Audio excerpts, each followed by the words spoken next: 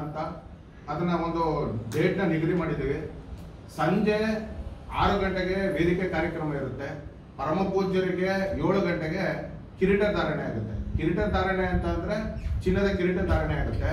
ಕಳೆದ ಬಾರಿ ನಮ್ಮ ಸೇವಾಶ್ರಯ ಫೌಂಡೇಶನ್ ಹಾಗೂ ನಮ್ಮ ಎಲ್ಲ ಟಿ ನರಸೀಪುರದ ಮಹಾಜನತೆಯ ಒಂದು ಸಹಕಾರದೊಂದಿಗೆ ಬೆಳ್ಳಿ ಕಿರೀಟ ಧಾರಣೆ ಮಾಡಿದ್ದು. ಆ ಸಂದರ್ಭದಲ್ಲಿ ವೇದಿಕೆಯಲ್ಲಿ ಇರ್ತಕ್ಕಂಥ ಸರಗೂರು ಪರಮ ಪೂಜ್ಯರು ಒಂದು ಮಾತು ಹೇಳಿದ್ರು, 74ನೇ ವರ್ಷದಲ್ಲಿ ನೀವು ಬೆಳ್ಳಿ ಕಿರೀಟ ಧಾರಣೆ ಮಾಡಿದ್ದೀರಾ, ನಿಮ್ಮ ಕೈಲಿ ಏನಾರ ಸಹಕಾರ ಆದ್ರೆ ದಾನಿಗಳ ಒಂದು ಸಹಾಯ ಏನಾರ ಇದ್ರೆ ಕಳೆದ ಬಾರಿ ನೆಕ್ಸ್ಟ್ 75 ವರ್ಷ ಇದೆ ಪರಮ ಪೂಜ್ಯರಿಗೆ, ಅವತ್ತಿನ ದಿನ ಚಿನ್ನದ ಕಿರೀಟ ಧಾರಣೆ ಮಾಡ್ರಿ ಅಂತ ಅವತ್ತು ನಾನು ಮಾತು ಕೊಟ್ಟಿದ್ದೆ ವೇದಿಕೆ ಮೇಲೆ. ನಮ್ಮ ಎಲ್ಲಾ ಜನಾಂಗದ ಎಳರುಂಡಿ ಗ್ರಾಮಸ್ಥರು, ನಾಡಗೌಡರಿಂದ ಹಿಡಿದು ಎಲ್ಲಾ ಜನಾಂಗದ ಗೌಡರುಗಳು ಕೂಡ ಅಲ್ಲಿದ್ರು, ಎಲ್ಲ ಗುರುಚರಣರು ಕೂಡ ಅಲ್ಲಿ ವೇದಿಕೆಯಲ್ಲಿದ್ರು, ಎಲ್ಲ ವೇದಿಕೆಯಲ್ಲಿ ಇರ್ತಕ್ಕಂಥ ಗಣ್ಯರು ಇದ್ರು. ಆ ಸಂದರ್ಭದಲ್ಲಿ ಹೇಳಿದೆ, ನಾನು ಯಾರು ಸಹಾಯ ಮಾಡ್ತಾರೋ ಬಿಡ್ತಾರೋ ನನಗಂತೂ ಗೊತ್ತಿಲ್ಲ, ಆದ್ರೆ ನಾನು ಅವತ್ತೊಂದು ದಿನ 1 ಗ್ರಾಮ್ ಚಿನ್ನನಾದ್ರೂ ಪರವಾಗಿಲ್ಲ ಅವ್ರ ತಲೆ ಮೇಲೆ ನಾನು ಕಿರೀಟ ಧಾರಣೆ ಮಾಡಿರ್ತೀನಿ ಅಂತ ನಾನು ಮಾತು ಕೊಟ್ಟಿದ್ದೆ.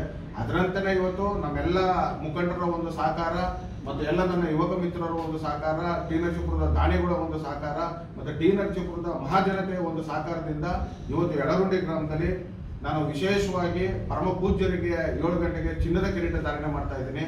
ನಿಮ್ಮ ಮಾಧ್ಯಮದ ಮುಖಾಂತರ ಎಲ್ಲ ಟಿ ನರಸೀಪುರದ ಮಹಾಜನತೆಗೆ ಕೈ ಮುಗಿದು ಪ್ರಾರ್ಥನೆ ಮಾಡ್ತಾ ಇದ್ದೀನಿ. ಅವತ್ತಿನ ದಿನ ಎಳರುಂಡಿ ಗ್ರಾಮದಲ್ಲಿ ಬಂದು ಆ ಕಾರ್ಯಕ್ರಮವನ್ನು ಯಶಸ್ವಿ ಮಾಡಿ ವಾಟಾಳ್ ಶ್ರೀಗಳ ಕಿರೀಟ ಧಾರಣೆಯಲ್ಲಿ ಎಲ್ಲರೂ ಪಾಲ್ಗೊಳ್ಬೇಕು ಅಂತ ಈ ಮಾಧ್ಯಮದ ಮುಖಾಂತರ ತಮ್ಮನ್ನು ಪ್ರಾರ್ಥನೆ ಮಾಡ್ತೀನಿ.